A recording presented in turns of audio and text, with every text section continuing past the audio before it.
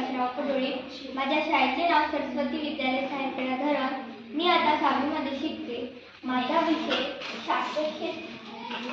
शाश्वत शेती म्हणजे जमीन, पिके, वने, पशु आणि पर्यावरणाचे संतुलन राखून भावी लोकांसाठी अन्न, वस्त्र, निवारा, वर्तमान आणि मालकी करणे होय.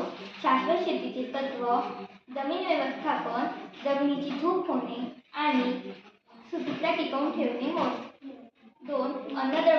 एका अन्नद्रव्याचे व्यवस्थापन, पिकांसाठी आवश्यक तत्वांचा स्वभाव आणि जैविक स्त्रोत करणे. 3. जैवविविधता संवर्धन, विविध पिके पहा, वनशेती आणि पशुपालन यांना एकत्र जोडून परिसंस्थेचे संतुलन राखणे. 4. नैसर्गिक कीड व रोग व्यवस्थापन, मित्र कीटकांचे संगोपन करणे आणि